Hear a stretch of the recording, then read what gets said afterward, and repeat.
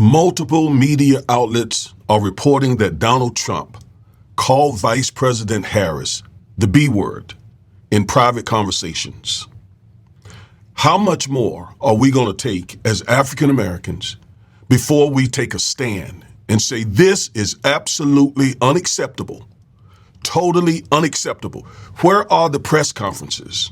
Where is the protesting? Where is the outrage? Stay with me. I want to talk about this.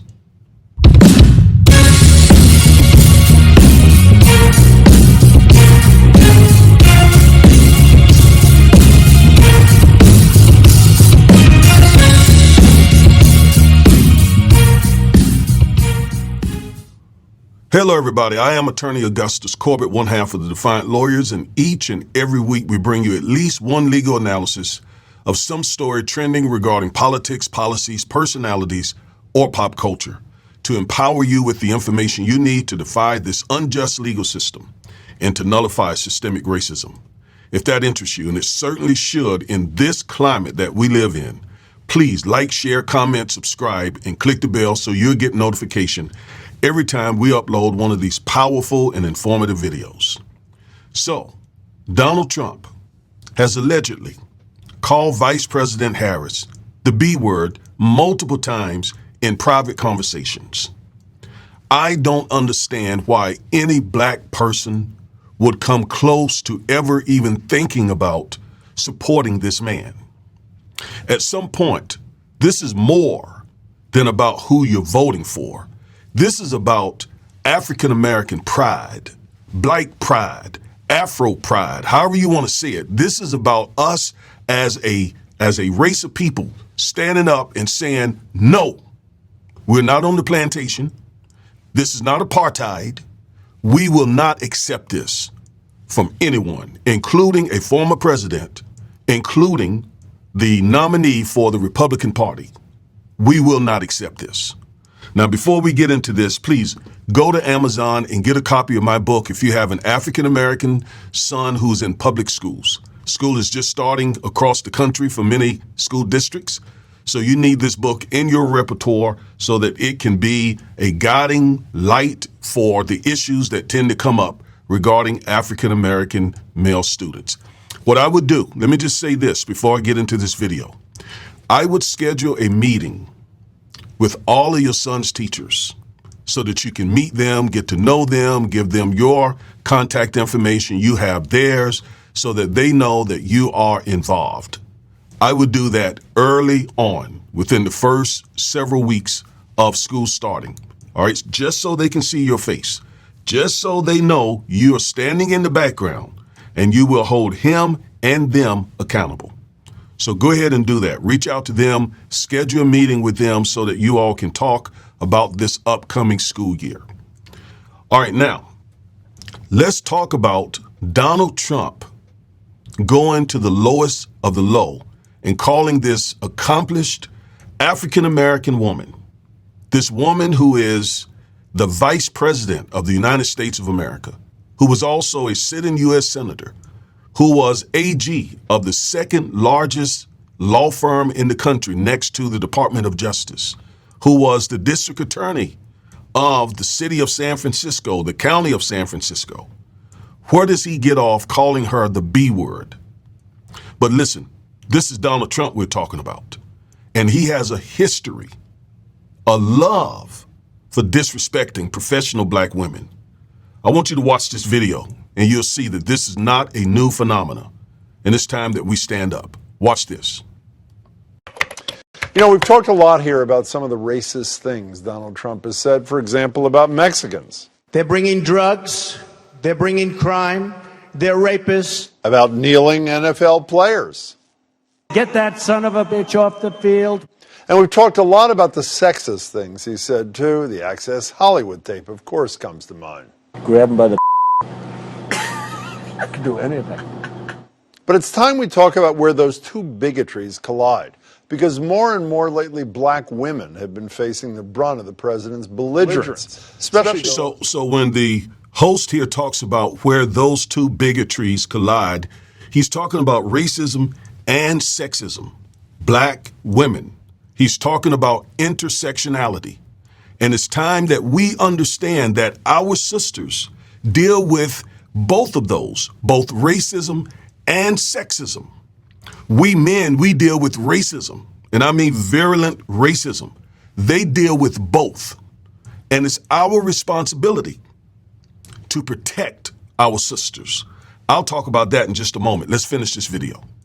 White House press corps, like American Urban Radio Network's correspondent April Ryan, who made the mistake of asking him a question on Wednesday. Sit down, please. Sit down. I didn't call you. I didn't call you. Excuse me. Excuse me. Would you please sit down? And again at the same press conference with PBS. So here he is talking to April Ryan like she is a girl, like she's a child. This is a grown woman, fully grown woman. Sit down, he says to her, again, like she is nobody, nothing. And then watch how he also treats this other black female correspondent. Correspondent Yamiche Alcindor. On the campaign trail, you called yourself a nationalist. Some people saw that as emboldening white nationalists. Now people are also I don't saying know why you'd that say the that. president. It's such a racist There are question. some people. To say that, what you said is so insulting to me. It's a very terrible thing that you said. A racist question? I think the president doth project too much, because the racist part of all that wasn't the question. Here he calls that African-American journalist racist for asking him about his racism. That's gaslighting. And he says it in such a rude tone, like that is shameful of you to ask me about my racism. But there's more. Was the response, just like his response to CNN's Abby Phillip when she asked about the new acting attorney general, Matthew Whitaker. Do you want him to rein in Robert Mueller? What a stupid question that is. What a stupid question. But I watch you a lot. You ask a lot of stupid questions. It is obviously not a stupid question, which is why he didn't actually answer it or any of the questions these women asked him. That's why they're fellow journalists. So he basically called that African-American professional journalist, black woman, stupid. I mean, on national TV.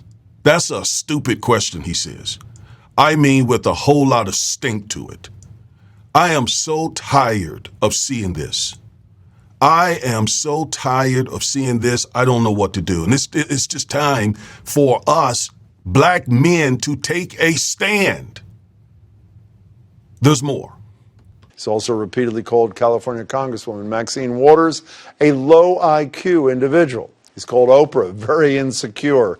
Oprah insecure. And he called Georgia gubernatorial candidate Stacey Abrams unqualified, just to name a few.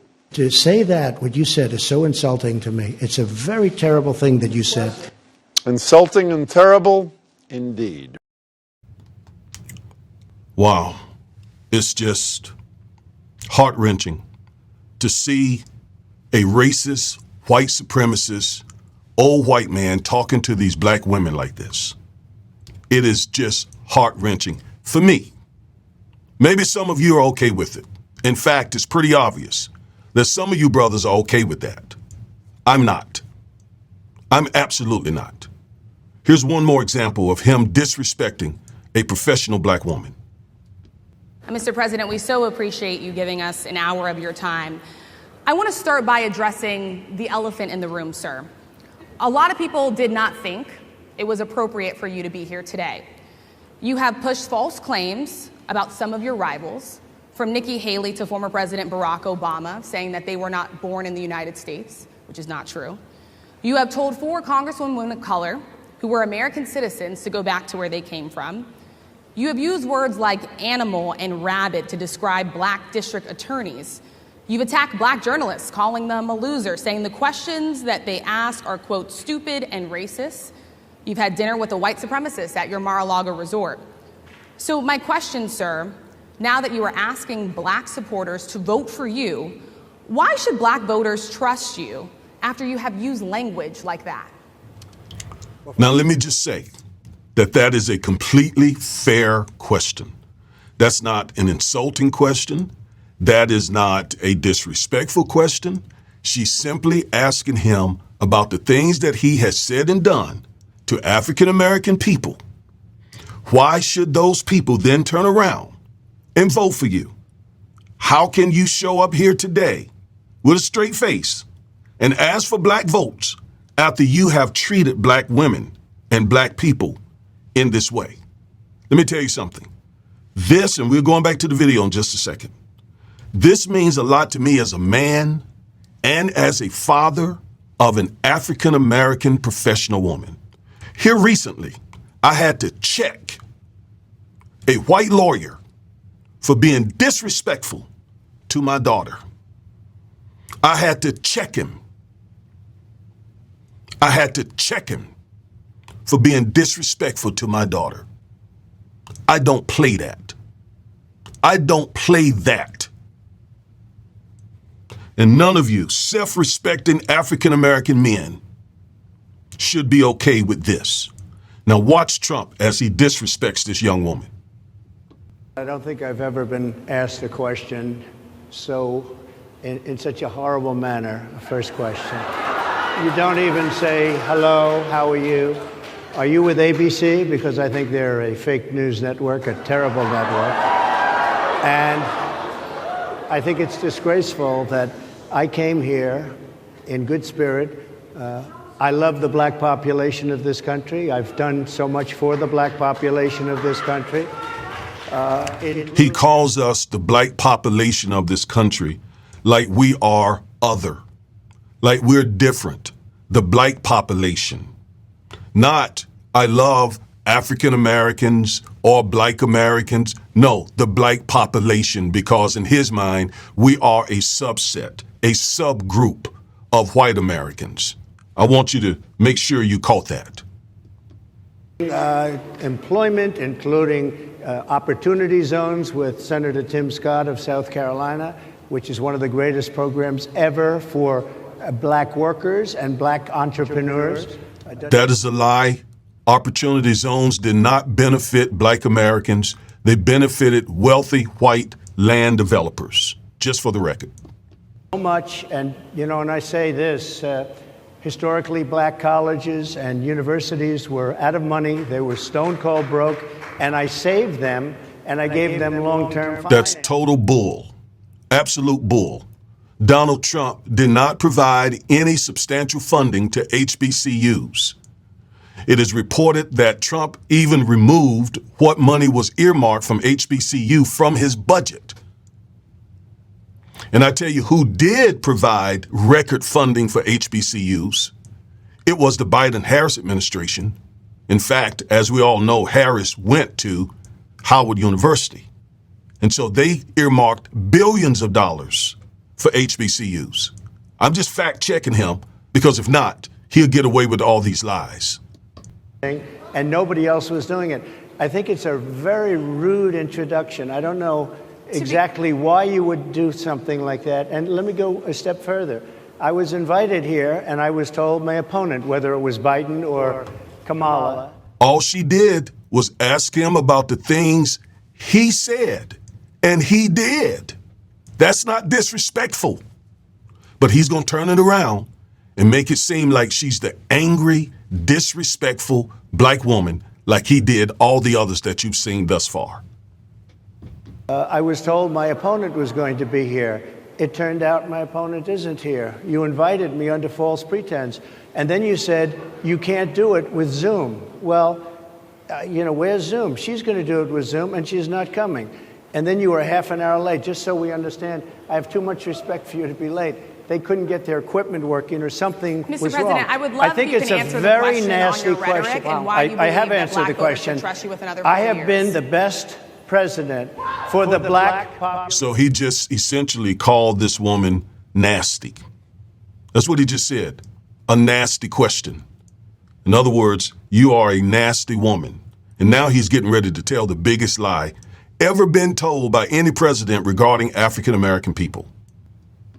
Since Abraham Lincoln. That's my answer. Better than President Johnson, who signed the Voting Rights Act. And for you to start off a question and answer period, especially when you're 35 minutes late because you couldn't get your equipment to work in such a hostile manner, I think it's a disgrace. Pathetic, disrespectful, low down, gangsterism. That's all you can say about that. To talk to a woman that way.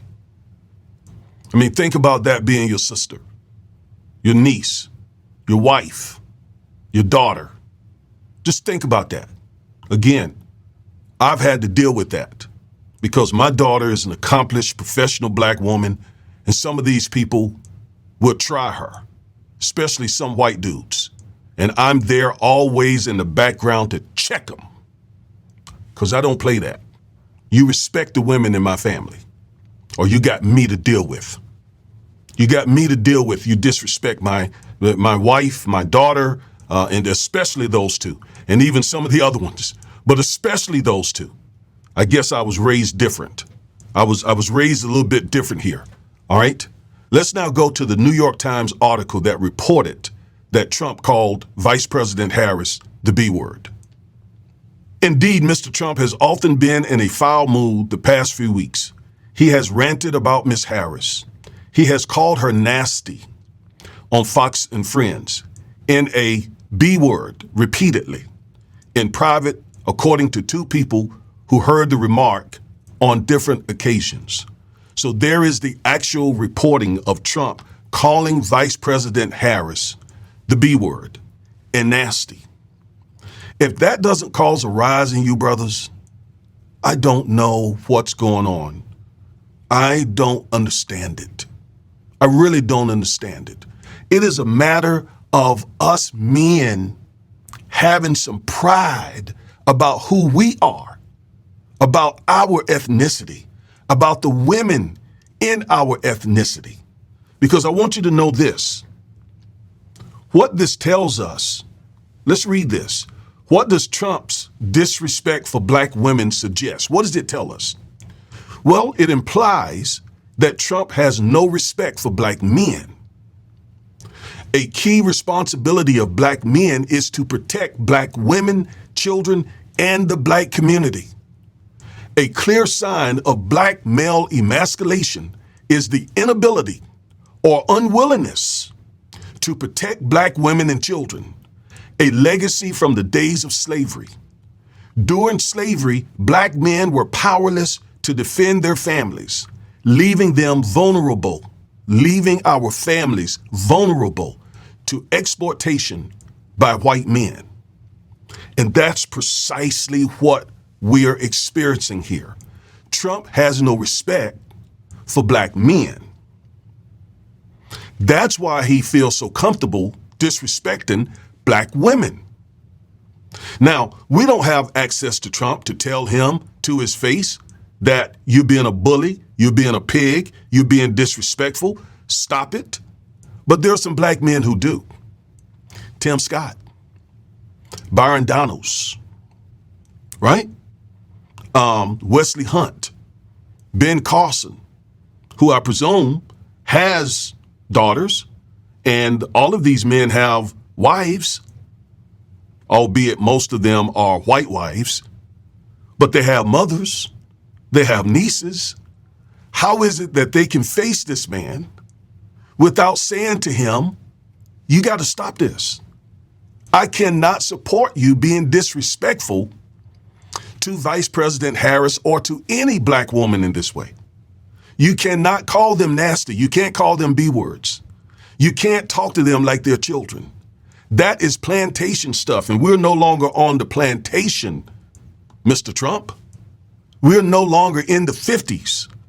You see, when I hear their slogan, "Make America Great Again," that to me is exactly what that means. They want to go back to the time where white men felt completely comfortable, absolutely, totally comfortable saying anything they want to say and doing anything they want to do to black women because they know they have emasculated black men.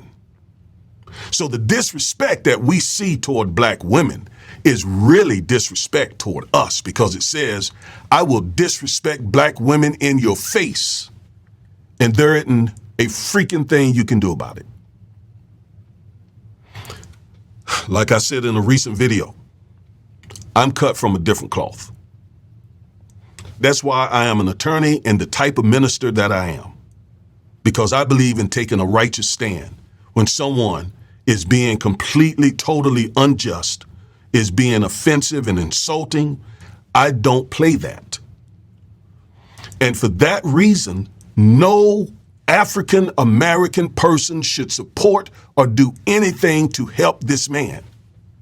And keep this in mind, on the macro level, Donald Trump, if elected, will take that crap back into the White House and will undoubtedly champion policies that are filled and dripping with that kind of disrespect for the African American community.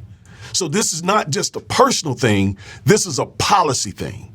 He will implement, he will create, he will lay the foundation. In fact, he is sharing the example of this anti-black hatred that he obviously has in his heart and has had in his heart for a long time. Probably he received it or got it from his father, from his family, right? The same man, Fred Trump, who helped Donald Trump discriminate against blacks in the 70s by not renting their apartments to blacks. And Trump is the same guy who wrote that open letter calling for the death penalty for 5 innocent men of color, 4 of them African Americans. The same man who called African nations S-hole nations. If this isn't offensive to you and you're a black man, you have been emasculated.